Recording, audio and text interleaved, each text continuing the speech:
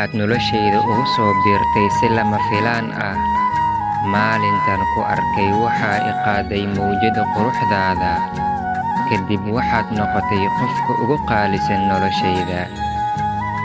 Fiicnaan lahaydaa haddii niyadda noolaha waxa ku jiro la daalacan karo.